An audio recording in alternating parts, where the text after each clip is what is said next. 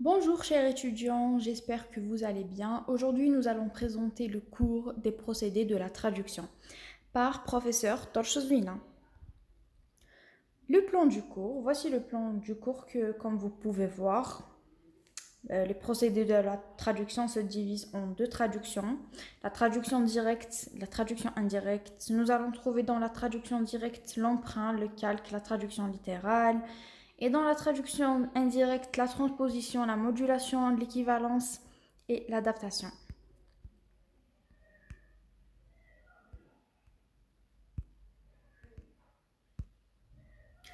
Les objectifs du cours. Apprendre aux étudiants les procédés et les techniques de la traduction.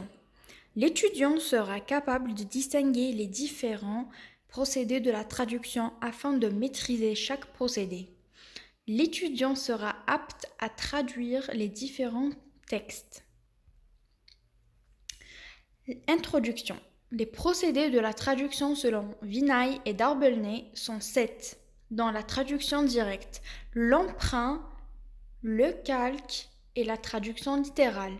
Et dans la traduction indirecte, la transposition, la modulation, l'équivalence et l'adaptation. Et aussi, il existe d'après Peter Newmark, ainsi que d'autres théoriciens, d'autres méthodes comme la traduction communicative, par interprétation, par omission, par addition. La traduction directe, on trouve l'emprunt. L'emprunt, c'est l'action d'emprunter des mots ou des termes de la langue source vers la langue cible.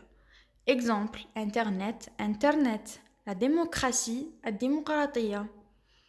Le calque, il y a deux sortes de calque, le calque d'expression et le calque de structure.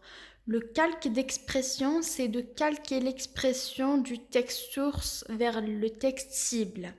Le texte de structure, c'est de calquer la structure de la langue source. Exemple, les larmes de crocodile de Mouatia Messih. La presse joue un rôle dans notre vie quotidienne. Et pour terminer, la traduction littérale, c'est lorsque chaque unité du texte source trouve ce qui lui correspond dans le texte cible. Exemple, la presse joue un rôle important dans notre vie quotidienne. الصحافة تلعب دورا هاما في حياتنا اليومية. Traduction indirecte. On trouve la transposition, la modulation, l'équivalence et l'adaptation.